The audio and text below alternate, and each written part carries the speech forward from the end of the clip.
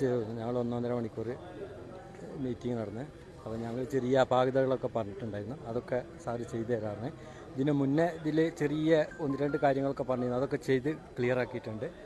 178 ആളും ഞങ്ങൾ 178 ആൾക്കാരും ഒന്നിച്ച് കൂടാനാണ് തീരുമാനം. അല്ലാതെ ഞങ്ങൾ 4-5 ആൾക്കാർ 10 ആൾക്കാരെ കൂടാൻ തീരുമാനിക്കുന്നില്ല. 178 ആളും ഒന്നിച്ച് കൂടണമെന്നാണ് ഞങ്ങൾ ആഗ്രഹം. ഇപ്പോൾ 7 പേരെയാണ് വിളിച്ചിരിക്കുന്നത്. ഈ ക്ലസ്റ്ററിലുള്ള 7 വീടുണ്ടല്ലോ, ഇവരെയാണ് മൊത്തത്തിൽ ഇന്ന് വിളിച്ചത് മീറ്റിംഗ്. ഇനി അടുത്ത ക്ലസ്റ്റർ വിളിക്കും. അങ്ങനെ ഈ ഒരാഴ്ച 2 ആഴ്ചൻ്റെ ഉള്ളിൽ വിളിച്ച് മൊത്തത്തിൽ ചാവി കൊടുക്കും. ഇന്നിപ്പോൾ ഞങ്ങൾക്ക് 7 പേർക്കാണ് ചാവി തന്നിട്ടുള്ളത്. ഇനി നാളെ വേണമെങ്കിലും ഞങ്ങൾക്ക് താമസിക്കാം. അങ്ങനെയാണ്. ഇനിയിപ്പോൾ താമസം എന്നാണ് നടത്തേണ്ടത് ഞങ്ങൾ തീരുമാനിച്ചു. സർക്കാരിൻ്റെ ഭാഗത്തുനിന്ന് വീടെല്ലാം കണ്ടു. തൃപ്തനാണ്, കുഴപ്പമൊന്നുമില്ല. ഇപ്പോൾ ഞങ്ങൾ പറഞ്ഞ പാളിച്ചകളെല്ലാം തീർത്ത് തന്നിട്ടുണ്ട്. ഇനി ചെറിയ ചെറിയ പെയിൻറ്റിങ്ങിൻ്റെ ടച്ചപ്പ് അത് ഇതൊന്നും ചെറിയ ചെറിയ വിഷയങ്ങളുള്ളൂ. അതും ഞങ്ങൾ കൂടുന്നതിന് മുമ്പ്. മാർച്ച് 1-ന് 178 വീടുകളുടെ താക്കോല് കൊടുത്തു എന്ന് പറഞ്ഞു. ഇന്നിപ്പോൾ പറയുന്നു 7 വീടുകളുടെ താക്കോല് കൊടുത്തു എന്ന്. അപ്പോൾ 178 + 7 185 അങ്ങനെയാണോ? അല്ല, ആകെ 7 വീടുകളുടേത്. അപ്പൊ 178 മാർച്ച് 1-ന് കൊടുത്തതോ? അത് കൊടുത്തതല്ല. അത് വിജയന് തെരഞ്ഞെടുപ്പിന് മുൻപുണ്ടാക്കിയ ഒരു വലിയ ഈ പറയുന്ന കേരളത്തിലെ മലയാളികളെ പൊട്ടന്മാരാണ്. നിങ്ങൾ പൊട്ടന്മാരാണോ? നിങ്ങൾ പൊട്ടന്മാരാണ്. നിങ്ങൾ കഴുതകളാണോ? നിങ്ങൾ കഴുതകളാണ് എന്ന് കേരളത്തെ നോക്കിയിട്ട് പിണറായി വിജയൻ മൈക്ക് കെട്ടി വിളിച്ചു പറഞ്ഞതാണ് മാർച്ച് 1-ന് നമ്മൾ കണ്ടത്.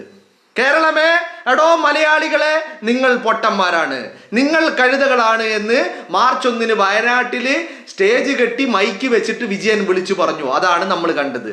ഇന്ന് പറയുന്നു 7 വീടുകളുടെ താക്കോല് കൊടുത്തു. അപ്പൊ മാർച്ച് 1-ന് 178 കൊടുത്തു എന്ന് പറഞ്ഞതോ? ഇതാണ് ഞാൻ പറഞ്ഞത്, നമ്മളെ പൊട്ടന്മാരാക്കി. ഇപ്പോ ഈ കിട്ടിയ ആളുകൾ എന്താ പറയുന്നത്? ഇപ്പോഴും അവിടെ ഇവിടെയും ചില അപാകതകളുണ്ട്, ഞങ്ങൾ ചൂണ്ടിക്കാണിച്ചിട്ടുണ്ട്, അതൊക്കെ തീർത്ത് തരാമെന്ന് പറഞ്ഞിട്ടുണ്ട്. ഏത്? ഈ വീടുകൾ താക്കോല് കൊടുത്ത 7 വീടുകളിൽ ഇനിയും അപാകതകളുണ്ട് എന്നാണ് പറയുന്നത്. അവിടെയാണ് മുസ്ലിം ലീഗിനോട്, ഇപ്പോ മുസ്ലിം ലീഗിന്റെ വീടുകളിലെ 51 കുടുംബങ്ങൾ താമസം തുടങ്ങിയതിന്റെ അതിനോട് ഒന്നും ഒരു ക്ഷീണം തീർക്കാൻ വേണ്ടിയിട്ട് ഒരു 7 വീടുകളുടെ താക്കോല് കൊടുത്തതാ. അവിടെ 51 വീടുകൾ കുടുംബം തുടങ്ങി. ഏത്? ഫെബ്രുവരി 28-ന് ലീഗ് കൊടുത്ത താക്കോല് കൊടുത്ത എല്ലാ വീടുകളിലും അന്ന് തന്നെ താമസിക്കാമായിരുന്നു. അതിൽ ചൂണ്ടിക്കാണിക്കാൻ അപാകതകളില്ല, അതിൽ പരിഹരിക്കാൻ കുഴപ്പങ്ങളൊന്നുമില്ല. അവിടെ 100% പെർഫെക്റ്റ് ആണ്. ഇവിടെ ലീഗ് വീടുകളിൽ 51 കുടുംബങ്ങൾ താമസം തുടങ്ങിയപ്പോൾ എങ്ങനെയെങ്കിലും ഒന്ന് പിടിച്ചു നിൽക്കാൻ വേണ്ടിയിട്ട് 7 വീടുകളുടെ താക്കോല് കൊടുത്തു. ഇപ്പോഴും അതിൽ എന്തുണ്ട്? അപാകതകളുണ്ട് എന്ന് താക്കോല് കിട്ടിയ ആളുകൾ പറയുന്നു. ഞങ്ങൾ അപാകതകൾ ചൂണ്ടിക്കാണിച്ചിട്ടുണ്ട്, അത് ശരിയാക്കി തരാമെന്ന് പറഞ്ഞിട്ടുണ്ട് എന്ന് പറയുന്നു. എന്താണെങ്കിലും ഇപ്പൊ എന്താണ് 178 വീടുകളുടെ താക്കോല് മാർച്ച് 1-ന് കൊടുത്തു എന്ന് പറഞ്ഞത് കേരളത്തിലെ പ്രബുദ്ധരായ ജനങ്ങളെ നോക്കിയിട്ട്, എടോ നിങ്ങൾ പൊട്ടന്മാരാണ്, നിങ്ങൾ മണ്ടന്മാരാണ്, നിങ്ങൾ വിഡ്ഢികളാണ്, നിങ്ങൾ കഴുതകളാണ് എന്ന് പിണറായി വിജയൻ മൈക്ക് കെട്ടി വിളിച്ചു പറഞ്ഞതാണ്. അതാണ് യാഥാർത്ഥ്യം എന്ന് പറയുന്നത്. ഇനിയിപ്പോൾ എന്താണ്? ഇനി ഈ പാവങ്ങളായിട്ടുള്ള ദുരിതബാധിതർ എന്താ പറയുന്നത്? ഞങ്ങൾ 5 ആളും 10 ആളും ആയിട്ട് താമസിക്കൂല, ഞങ്ങള് 178 ആളുകളും ഒരുമിച്ചേ താമസം തുടങ്ങുകയുള്ളൂ എന്ന് പറഞ്ഞാല് ഈ മഴക്കാലം കഴിഞ്ഞാലും 178 കുടുംബങ്ങൾക്കും താമസിക്കാൻ പറ്റൂല. പറ്റും നിങ്ങൾക്ക് തോന്നുന്നുണ്ടോ? പറ്റൂല. അത് പറ്റും എന്നായിരുന്നെങ്കിൽ അറ്റ്ലീസ്റ്റ് ഈ പറഞ്ഞ മാർച്ച് 1-ന് കൊടുത്തു എന്ന് പ്രതീകാത്മകമായി കൊടുക്കാത്ത കാര്യം കൊടുത്തു എന്ന് വിജയം പറഞ്ഞ ആ 178 കുടുംബങ്ങൾ 2 മാസങ്ങൾക്ക് ഇപ്പുറമെങ്കിലും ആ 178 വീടുകളിലും താമസം തുടങ്ങിയേനെ. അത് നടക്കില്ല എന്നുള്ളതിന്റെ തെളിവാണ് താക്കോല് പ്രതീകാത്മകമായി കൊടുത്ത മാർച്ച് 1 മുതൽ ഇന്ന് വരെയുള്ള 2 മാസം പിന്നിടുമ്പോഴും 178 കുടുംബങ്ങൾക്കും 178 വീടുകൾ സജ്ജമായിട്ടില്ല എന്നുള്ളതിന്റെ യാഥാർത്ഥ്യം. ആ യാഥാർത്ഥ്യം മുന്നിൽ നിൽക്കുമ്പോൾ ഈ മഴക്കാലം തുടങ്ങുന്നതിന് മുമ്പ് ഈ 178 കുടുംബങ്ങൾ ഒരുമിച്ച് താമസിക്കണം എന്നാണ് ആഗ്രഹിക്കുന്നതെങ്കിൽ നടക്കില്ല. അല്ല, കിട്ടിയ 5 ആക്കോ 10 ആക്കോ 15 ആക്കോ അങ്ങനെ കിട്ടുന്നത് വഴി അവർക്ക് താമസിക്കാം എന്നാണ് തീരുമാനമെങ്കിൽ അത് സംഭവിക്കും, അത് നടക്കും. അപ്പോഴും എന്തുണ്ടാകും? ചിലപ്പോൾ നല്ല ഒരു മഴ പെയ്താൽ, വയനാടാണ്, നല്ല മഴ പെയ്താൽ ഈ ചിലപ്പോൾ ഈ കയറി താമസിച്ച ആളുകൾക്ക് അവരുടെ ആ വീടുകളിലേക്ക് ചിലപ്പോൾ കയറി പുറത്തിറങ്ങാനോ കയറാനോ അകത്തേക്ക് തിരിച്ചു കയറാനോ പറ്റാത്ത സാഹചര്യം ഉണ്ടാകും. മനസ്സിലായില്ലേ? എന്താണെങ്കിലും ലീഗ് നടന്നാണ് പോകുന്നത്. വിജയ ഓടിയാലും കിതച്ച് താഴെ വീഴുമെന്നല്ലാതെ എത്തൂല.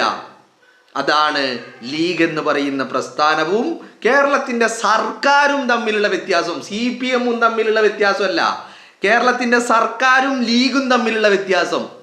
കേരളത്തിന്റെ സർക്കാർ എന്ന് പറഞ്ഞാൽ പിണറായി വിജയൻ സർക്കാരും ലീഗും തമ്മിലുള്ള വ്യത്യാസം. മനസ്സിലായില്ലേ? ഇനിയിപ്പോൾ ഇതിന്റെ പ്രശ്നം എന്താണെന്നറിയോ? ഇനി ഈ 178 കുടുംബങ്ങളും മഴയ്ക്ക് മുമ്പ് കയറി താമസിക്കണമെങ്കിൽ മെയ് 4 കഴിയുമ്പോഴുള്ള ഗവൺമെന്റ് അവര് തീരുമാനമെടുക്കണം. അവര് തീരുമാനമെടുത്താലേ കാര്യങ്ങൾ നടക്കുള്ളൂ, അല്ലെങ്കിൽ അത് നടക്കില്ല. മനസ്സിലായില്ലേ? അപ്പോ മത്സരം ലീഗിനോട് നടത്തിയിട്ട് കാര്യമില്ല. തോൽവി 8 നിലയിൽ പൊട്ടും, അതേ ഉള്ളൂ. ലീഗ് കളിക്കുന്നത് B ടീമിനെയും വെച്ചിട്ടാ. A ടീം ഇറങ്ങിയിട്ടില്ല ഇതുവരെ. ലീഗിന്റെ പ്രൈം 11 അത് ഇതുവരെ കളിക്കളത്തിലേക്ക് ഇറങ്ങിയിട്ടില്ല. ലീഗ് ഇപ്പോഴും ബെഞ്ചിലിരിക്കുന്ന കളിക്കാരെയാണ് കളിക്കളത്തിൽ വെച്ചിരിക്കുന്നത്. അവരാണ് ഈ കളി കളിച്ചുകൊണ്ടിരിക്കുന്നത്. അപ്പോ ലീഗിന്റെ പ്രൈം 11 ടീം A ഇറങ്ങിയാൽ എന്തായിരിക്കും അവസ്ഥ? ചിന്തിച്ചിട്ടുണ്ടോ സഖാക്കളെ? ചിന്തിച്ചിട്ടുണ്ടാ?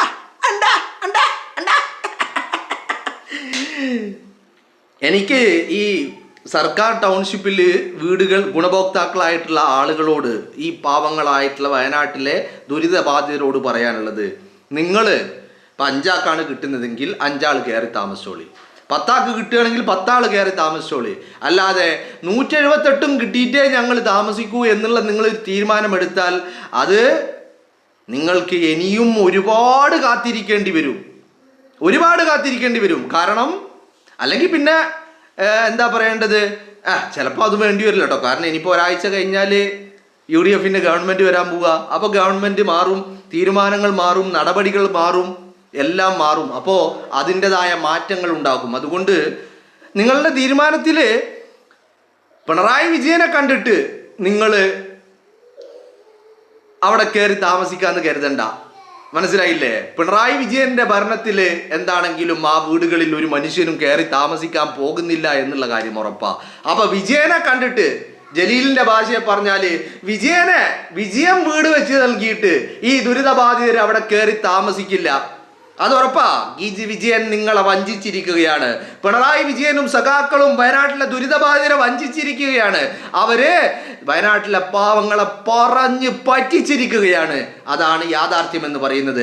അതല്ലെങ്കിൽ ഒരു സർക്കാർ പണമുണ്ട്, അധികാരമുണ്ട്, സിസ്റ്റമുണ്ട്, സ്വാധീനമുണ്ട്, എല്ലാ വഴികളുമുണ്ട്. ഇതൊക്കെ ഉണ്ടായിട്ടും ഒരു സർക്കാരിന് ഇത്രയധികം സമയം വേണ്ട. മനസ്സിലായില്ലേ? ഒരു 400 വീടുകൾ, 400 കുടുംബങ്ങൾ അവരെ പുനരധിവസിപ്പിക്കാൻ ഇത്രയധികം സമയം വേണ്ട. 2 വർഷത്തിലേറെയായി. അപ്പോ ഈ സർക്കാരിന്, പിണറായി വിജയന്, സഖാക്കൾക്ക്, CPM-ന്, അവർക്ക് ഈ പറയുന്ന വയനാട്ടിലെ ദുരിതബാധിതരോട്, ആ പാവങ്ങളോട് യാതൊരുവിധ കരുണയോ ദയയോ കമ്മിറ്റ്മെന്റോ ആത്മാർത്ഥതയോ ഒന്നും തന്നെ ഉണ്ടായിട്ടില്ല. പിന്നെ ഈ കാട്ടിക്കൂട്ടുന്നത് ഇപ്പം എന്താ, ലീഗ് 28-ന്, ഫെബ്രുവരി 28-ന് താക്കോല് കൊടുക്കുന്ന പറഞ്ഞപ്പോൾ ആദ്യം പറഞ്ഞു എന്നാ പിന്നെ ഞങ്ങൾ ഫെബ്രുവരി 25-ന് കൊടുക്കും. ഫെബ്രുവരി 25 ആയപ്പോൾ പറഞ്ഞില്ല, ഞങ്ങളത് എവിടെ എത്തിയിട്ടില്ല, ഞങ്ങൾ മാർച്ച് 1-ന് കൊടുക്കും. മാർച്ച് 1-ന് കൊടുത്തപ്പോൾ നമ്മളെല്ലാം കരുതി എന്താ മാർച്ച് 1-ന് 178 കുടുംബങ്ങൾ അവിടെ കയറി താമസിച്ചു. നോക്കുമ്പോൾ എന്താ, ഒരു പണിയും തീർന്നിട്ടുണ്ടായില്ല. ഇപ്പൊ മാർച്ച് 1 കഴിഞ്ഞിട്ട് 2 മാസം പിന്നിടുന്നു. ഇപ്പോഴത്തെ അവസ്ഥ എന്താ? ഇപ്പോഴത്തെ അവസ്ഥയിൽ ഇപ്പൊ ഇന്ന് 7 ആൾക്ക് താക്കോല് കൊടുത്തിട്ടുണ്ട്. അപ്പോൾ കിട്ടിയ ആൾക്കാർ പറയുന്നു വീണ്ടും ഞങ്ങൾ അവിടെ പ്രശ്നമുണ്ട്, ഇവിടെ പ്രശ്നമുണ്ട്, ഇതൊക്കെ കാണിച്ചിട്ടുണ്ട്, അത് അവർ ശരിയാക്കി തരാന്ന് പറഞ്ഞിട്ടുണ്ട് എന്ന് പറഞ്ഞാൽ ഇപ്പോഴും 100 ഇല്ല, 100 ആയിട്ടില്ല, പൂർത്തിയായിട്ടില്ല, പെർഫെക്റ്റ് ആയിട്ടില്ല, കംപ്ലീറ്റ് ആയിട്ടില്ല, ഫിനിഷ് ആയിട്ടില്ല. മനസ്സിലായില്ലേ? ഇപ്പോഴും കംപ്ലീറ്റ് ആയിട്ടില്ല എന്നുള്ളതാണ് അതിൻ്റെ യാഥാർത്ഥ്യം എന്ന് പറയുന്നത്. ഇപ്പോഴും ലീഗിന്റെ മുന്നില് മുട്ടുകുത്തി നിന്ന് ഇതാ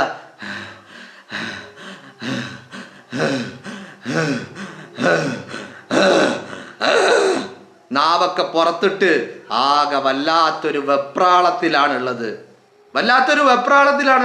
ആ വെപ്രാളം സക്കറാത്തുൽ മൗത്തിൽ ഉണ്ടാകുന്ന വെപ്രാളമില്ലേ, അതുപോലെയാണ് സഖാക്കളുടെ അവസ്ഥ എന്ന് പറയുന്നത്. ആയിട്ടില്ല മക്കളെ, നിങ്ങളായിട്ടില്ല. ആവോ? ആവൂല. മുസ്ലിം ലീഗ് എന്ന് പറയുന്ന പ്രസ്ഥാനത്തിനൊപ്പം എത്താൻ ഈ ജന്മം എന്നല്ല, അടുത്തേലാവോ? ഇല്ല. അതിൻ്റെ അപ്പുറത്തേലാവോ? ആകൂല. ഇനി എത്ര ജന്മമുണ്ടോ ആ ജന്മങ്ങളിലാവോ? ആകൂല. അതാണ് അതിൻ്റെ യാഥാർത്ഥ്യം എന്ന് പറയുന്നത്. അല്ലേ? നിങ്ങളൊന്ന് ആലോചിച്ച് നോക്ക്. അപ്പോൾ ഇവിടെ സ്വാഭാവികമായിട്ടും ഈ പറയുന്ന ചോദ്യങ്ങൾ ഒരുപാട് ഉയരുകയാ. ഇന്നിപ്പോൾ എല്ലാവരും പറയുന്നു 7 വീടുകൾക്ക് താക്കോല് കൊടുത്തു. അപ്പോൾ മാർച്ച് 1 എന്താ നടന്നത്? പറ്റിപ്പ്. അത് കഴിഞ്ഞിട്ട് എന്താ നടന്നത്? പറ്റിപ്പ്. ഇപ്പോഴെന്താ നടക്കുന്നത്? വീണ്ടും പറ്റിപ്പ്. കാരണം എന്താ? ഇപ്പൊ 7 വീടിന് താക്കോല് കൊടുക്കാനുണ്ടായ സാഹചര്യം എന്താ? ലീഗിന്റെ വീടുകളിൽ 51 കുടുംബങ്ങൾ താമസം തുടങ്ങി. വലിയ ഫംഗ്ഷൻ ഉണ്ടായി, ഹൗസ് വാമിംഗ് ഫംഗ്ഷൻ ഉണ്ടായി, പൂജകൾ നടന്നു, മൗലൂദുകൾ നടന്നു, പലതും നടന്നു. പ്രാർത്ഥനകൾക്ക് ശേഷം അവരൊക്കെ കയറി താമസിച്ചു. അവരുടെ കുടുംബാംഗങ്ങൾക്ക്, അവരുടെ ബന്ധുക്കൾക്ക്, അവർക്ക് വേണ്ടപ്പെട്ട ആളുകൾക്ക്, അവരെ സഹായിച്ച ആളുകൾ, ചില ആളുകളെയൊക്കെ വിളിച്ചു വരുത്തി ഒരു ഭക്ഷണമൊക്കെ കൊടുത്തു. ഇതാണ് സംഭവിച്ചിരിക്കുന്നത്. അപ്പൊ ലീഗിന്റെ വീടുകളിൽ താമസം തുടങ്ങി എന്ന് കണ്ടപ്പോ എങ്ങനെങ്കിലും ഒന്നെങ്കിലും കൊടുക്കടോ ഒരു പേരിന്. അപ്പൊ 178 മാർച്ചിൽ കൊടുത്തതോ അത് ജുജുബി. അപ്പൊ ഈ പാവങ്ങളോട് എനിക്ക് പറയാനുള്ളത്, താക്കോല് കിട്ടിയ 7 കുടുംബങ്ങൾ ഇപ്പൊ ഉണ്ട്. ഇവരോട് എനിക്ക് പറയാനുള്ളത്, നിങ്ങൾക്ക് കിട്ടിയോ? കിട്ടി. എന്നാ നിങ്ങൾ താമസം തുടങ്ങിക്കോ. നിങ്ങൾ 178 ആകാൻ കാത്തിരുന്നാൽ മഴ പെയ്താലും നിങ്ങൾ എത്തൂല, താമസം തുടങ്ങാൻ കഴിയില്ല. അതുകൊണ്ട് നിങ്ങൾ ഇപ്പം തന്നെ കയറിക്കോളി. അതാണ് നിങ്ങൾക്ക് ഉത്തമം. കാരണം പിണറായി വിജയൻ തന്ന വീട്ടില് പിണറായി വിജയന്റെ ഭരണകാലത്ത് നിങ്ങൾ കയറി കിടക്കുമെന്ന് ചോദിച്ചാൽ നടക്കൂല. അത് നടക്കൂല. വിജയൻ നിങ്ങളെ പറ്റിച്ചതാണ്. വിജയൻ നിങ്ങളെ വഞ്ചിച്ചതാണ്. അല്ലെങ്കിൽ നിങ്ങളൊന്ന് ആലോചിക്കുക, ഒരു സർക്കാരിന് ഇപ്പം 400 വീട് എന്നല്ലേ പറഞ്ഞത്. ഈ 400 വീടടങ്ങുന്ന ഒരു ടൗൺഷിപ്പ് ഉണ്ടാക്കാൻ ഒരു സർക്കാരിന് എത്ര കാലം വേണം? ഇവിടെ ഒരു പ്രധാനപ്പെട്ട കാര്യം, 780 കോടി രൂപ അത് ദുരന്തം നടന്ന് ദിവസങ്ങൾക്കുള്ളിൽ CMDRF വന്നിട്ടുണ്ട്. 780 കോടി രൂപ.